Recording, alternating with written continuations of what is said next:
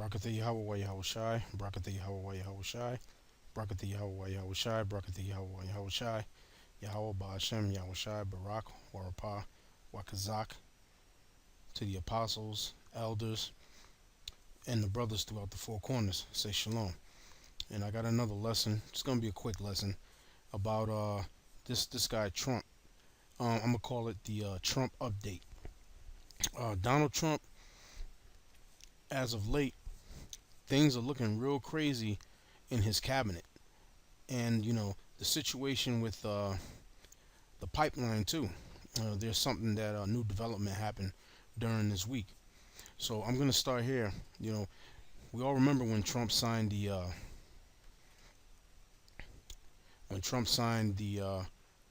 executive order to begin the Mexico border wall and the immigration crackdown, right? And then there was rumors of him saying he's gonna put something like a 25 or 30% tax on goods that come into the United States from Mexico, to pay for the wall or whatever. Then he's saying, look, he's gonna make the Mexican government pay for the wall, and all this other crazy bullshit, right? So then from there, he passes that executive order. Then the next executive order that this devil passes, the next executive order that this devil goes and passes is the executive order that deals with the pipeline in the Dakota area. And from what I understand about the pipeline, he passed that executive order on January 24th, 2017. Trump advanced his controversial oil pipeline with executive action. And basically, it says here Tuesday, President Donald Trump on Tuesday, which was the 24th of January, signed executive order actions to advance approval of the Keystone XL and Dakota Access pipelines. So he signs that executive order, and then what's going on over there in the Dakotas, with those Gadites, is that the pipeline is supposed to be running close to a water source that they use, and basically, with spills happening with the pipeline, because those things happen all the time. Basically, their water supply is in threat of being poisoned by them running that pipeline in the direction that they're going to run it. Now, there's been a there's been a new development this week with this pipeline. There's something on, I believe, RT News, and it's dealing with Seattle. Now, in Seattle, let me pull it up. You got 17 different banks that are financing the pipeline, and one of them is Wells Fargo. Well, in Seattle, as of this week, February 8th, well, as of last week, February 8th, Seattle had just divested billions from Wells Fargo over Dakota Access Pipeline. What that means is that Seattle, they had something like over $3 billion sitting in the Wells Fargo bank. Since Wells Fargo is one of the 17 banks that's going to be financing the Dakota pipeline, Seattle withdrew that 3 point something billion dollars that they had in the Wells Fargo bank out of the bank, in basically in protest of the pipeline.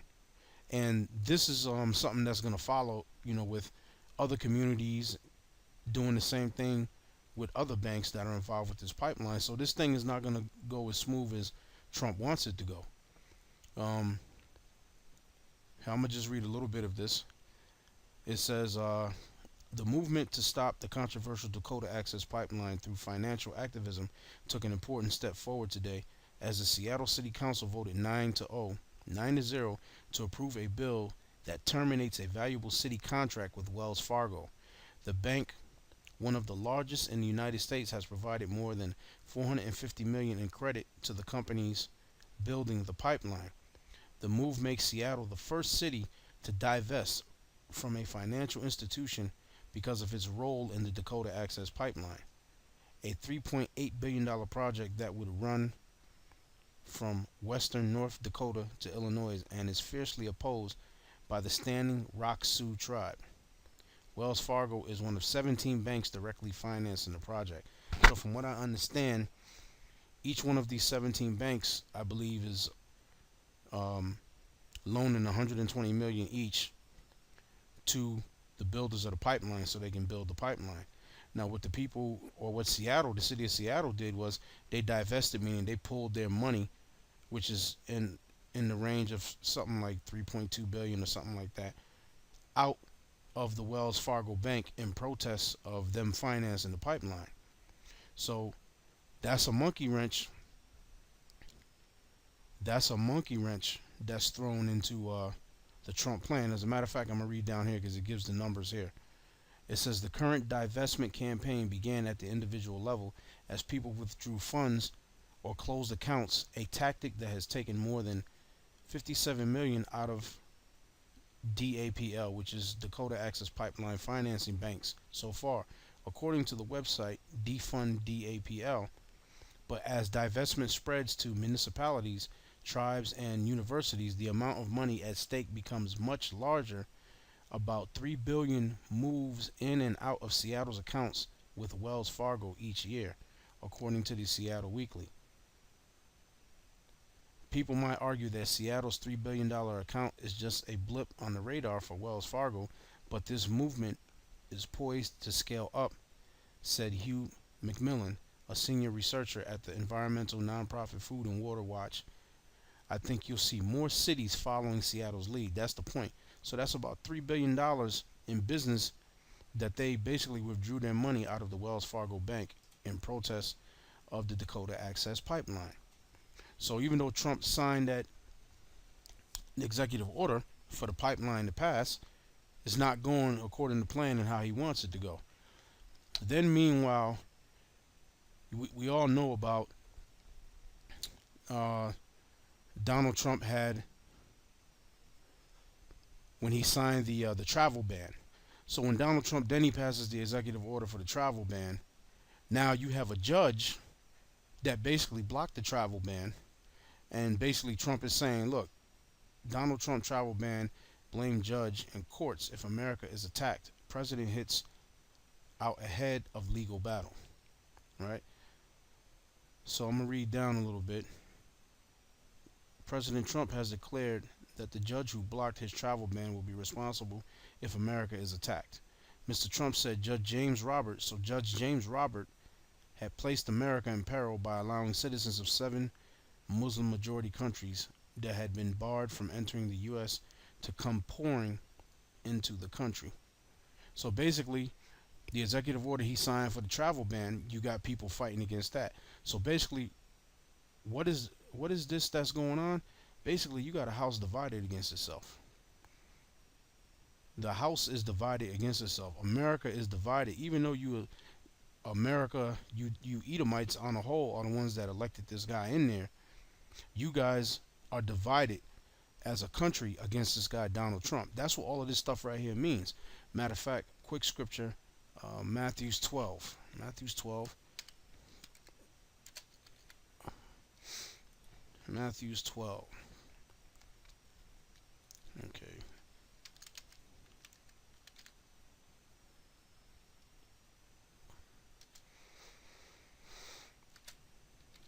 Matthew 12. Matthew's 12, and I'm going to go to 26 verse. And if Satan cast out Satan, he is divided against himself. How shall then his kingdom stand? Do you understand what that's talking about? Because all of you so-called white people, you're all the devil that the Bible speaks of. But the scripture is saying here, Matthew 12 and 26, if Satan cast out Satan, he is divided against himself. How shall then his kingdom stand? Okay, so now with you passing the executive order to build a wall, and you got problems with Mexico. Okay, Mexico is giving you hell as a result of that pipeline. Okay, of the wall. Then you pass the Dakota pipeline, and everything is not going as smooth as you want, because now you got cities. Seattle is the first city to pull money out of one of the 17 banks that are financing the pipeline. Okay, now Seattle and more cities are going to follow and follow in the same suit in protest of the pipeline, because a lot of people is not with it. Then your travel ban that you pass, your executive order for the travel ban, this judge basically puts a stop to that executive order, so to speak, and lifts the ban. So now, basically, what you got going on? You got a house divided against itself, and it's not going to stop there. So now, in the Trump news, or the Trump business, now we all know about when he did pass the travel ban. When he did pass his travel ban, he had to fire his acting attorney general, because when he passed the travel ban, his attorney general that he hired, she wasn't with it. Let me read this. Now, Washington President Trump fired his acting attorney general on Monday night, removing her as the nation's top law enforcement. Now, that Monday night was January 30th, 2017. That was a couple weeks ago. Okay? Washington. President Trump fired his acting attorney general on Monday night, removing her as the nation's top law enforcement official after she defiantly refused to defend his executive order closing the nation's borders to refugees and people from predominantly Muslim countries. In an escalating crisis for his 10-day-old administration, the president declared in a statement that Sally Q. Yates, who had served as Deputy Attorney General under President Barack Obama, had betrayed the administration by announcing that Justice Department lawyers would not defend Mr. Trump's order against legal challenges. Right? So what is this? I'm going to go back to Matthew 12 and 26. And if Satan cast out Satan, he is divided against himself. How shall then his kingdom stand? Not to mention, there's information out there. Let me see if I can find something real quick. You got so-called Jews that are against the travel ban, and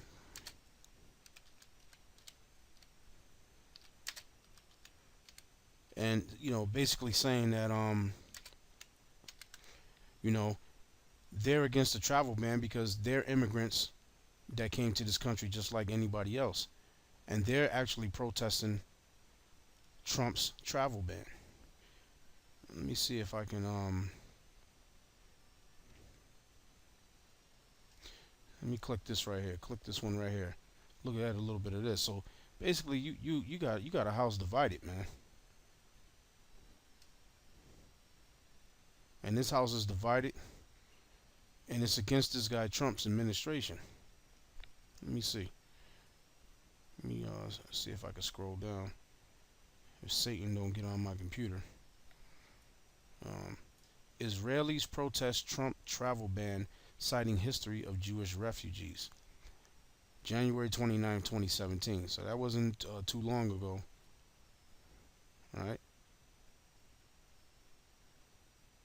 It says some 40 demonstrators gathered in front of the U.S. Embassy in Tel Aviv on Sunday evening to protest President Donald Trump's decision to put a 4-month hold on asylum seekers entering the United States and a temporary ban on travelers from Syria and 6 other predominantly Muslim countries. Activists stood by the beachside road chanting, singing, and holding signs with slogans such as "Dump Trump," "Dump Bibi," "No ban, no walls," and "For you were strangers in the land of Egypt." The history of the Hebrews as slaves in Egypt was a central theme in several of the demonstrations. But you so-called white people, you weren't strangers in the land of Egypt. It was the Negro, West Indian, Puerto Rican, Haitian, Dominican, Cuban, Mexican, okay, so on and so forth. That makes up the 12 tribes of Israel. Okay, you wasn't there in Egypt. That was us that was in there. But the point is, you even got so-called Jews that's against this guy Trump and against his travel ban. So what we got now? We got a house divided. This situation with Trump. Now if we bring it on and we update it, you got over here, which just happened this week. Basically, it's like his damn cabinet or his administration is falling apart. Okay. Now it says here, The Trump administration is in chaos as its top national security official resigns in scandal. So this guy, Michael Flynn, didn't even last a month on the job. February 14th, 2017. Right? So that's this week. That was actually this Monday because today is Wednesday. Today, no, that was actually yesterday. Today is Wednesday the 15th. So that was yesterday the 14th, Tuesday. All right. The Trump administration is in chaos as its top national security official resigns in scandal. Let me read down on this. Donald Trump's presidency didn't even make it a month before one of his top aides resigned in scandal. After days of drip, drip, drip leaks about just what National Security Advisor Michael Flynn may have said to the Russian ambassador during the transition, Flynn resigned Monday night. With Flynn's resignation, the Trump administration has made history. Flynn's tenure in the office is the shortest of anyone since the position of National Security Advisor was created. The job has a lot of turnover, but even its most beleaguered holders have lasted at least a few months. Flynn resigned on day 25. Flynn was long viewed by many as one of Trump's most extreme appointees, known for his anti-Muslim rhetoric and curious closeness with Russia. Neither of those may be so bad from Trump's perspective, but many people who worked with Flynn in a substantive capacity during the transition and early days of the administration soon concluded he was both insufferable and incompetent, according to the New York Times report. So wait a minute. This guy is out of there. This guy, Michael Flynn, is out of there. He didn't even last a month on the job. So you got you got a firestorm going on up there in Washington with this guy Trump. And you so-called white people, you elected this guy in office because of your fear. Because of your fear, basically fear of a black planet. Just call it what it is. You are in fear that the apes is going to take over. That's why back in I'm not sure if it was the 60s or the 70s. It was one of them. I believe the 70s. They had that series Planet of the Apes starring Charlton Heston. And what that was about, we all know what that was about. That was you talking about the black Americans taking your ass over and putting you in slavery and doing to you what you've done to us since you devils been here on the shores of America. All right? Since the slave trade started, what you did to the Native American Indians, and you still fucking with the Native American Indians right now with the Dakota Access Pipeline. But that thing is not going the way that you want it to go. Now the scriptures say this. Isaiah 10. Okay. Isaiah 10 and 1. Woe unto them that decree unrighteous decrees and that write grievousness which they have prescribed. That unrighteous decree with that Dakota Access Pipeline, that Dakota Access Pipeline with the Native Americans there in the Dakotas, that's a grievous thing that you prescribe. And again, like I said, it threatens to destroy their water supply. Okay? The thing that you did with Mexico, with that building the wall, then you telling Mexico you're going to make them build it. Hey, that's grievousness that you prescribe. All right? That's grievousness. The travel ban, right? Because America is made up of nothing but immigrants. The travel ban that you prescribe, what is that? Grievousness which you have prescribed. And what it all boils down to is the whole reason why Donald Trump got elected is because you white people are fucking terrified of the fact of blacks and Hispanics becoming the majority here in America. Because according to congressional reports, white people make up basically 66% in America. So that other 34% is made up of blacks, Latinos, Native Americans, and then you got other, which are other nations. And with the Mexicans coming across the border, you're basically in total fear of losing that majority, because you know that when we get the upper hand, we're going to do to you what you fucking devils have done to us. And as a matter of fact, there's a white woman named Jane Elliott who was on the Rock Newman show, and she so vividly described that thing that I just said. She so vividly described it. And by the way, I believe she's an Irish woman, and she's probably a Jake anyway. She's probably a Jake. So we're gonna watch this clip from on the Rock Newman show of Jane Elliott, and then we're gonna come back. And I asked the question also because in nature, power never willingly concedes anything to the powerless.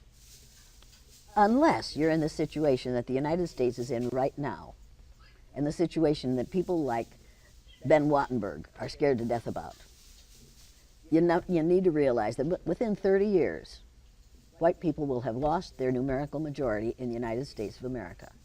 And white men say to me, every time I do or give a speech, every time I do it, somebody comes up and says, well, if people of color, as we have been trained to teach those who other than white, if they get power, aren't they going to want to do to us what we have done to them?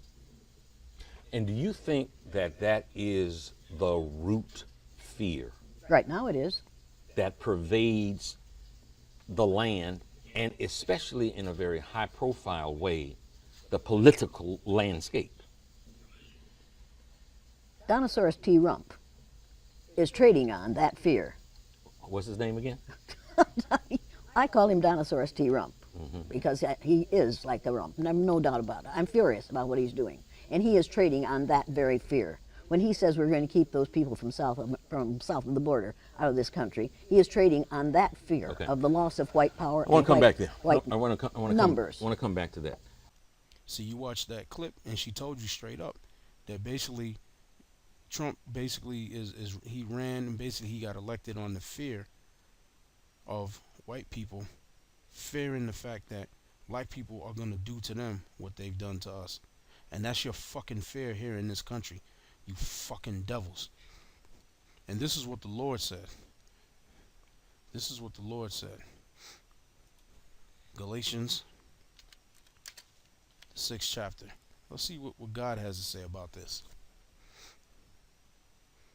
Because you fucking white people, you think you're going to be on top forever. Galatians 6 and 7. Be not deceived, God is not mocked. For whatsoever a man soweth, that shall he also reap. Verse 8. For he that soweth to his flesh shall of his flesh reap corruption. But he that soweth to the Spirit shall of the Spirit reap everlasting life. You ain't going to reap no everlasting life, you so-called white people. You sowed corruption, you going to get corruption. And that's what you're getting right now in your office with Donald Trump up in there. All right? That's what you're getting up in there. Another one for you. The book of Job, the 4th chapter. Job 4, and let me go down to the 8th verse. Even as I have seen, they that plow iniquity and sow wickedness reap the same. How the fuck did you so-called white people get America, number one? You got America because of the rape, robbery, and the murder of the Native American Indians, hitting them with disease warfare, smallpox. Then you set up the Indian bureaus, and then you give them rotted meat with maggots in it, spoiled milk, grains with maggots in it, and all kinds of shit. Signed something called the Indian Removal Act. Andrew Jackson, the Indian killer.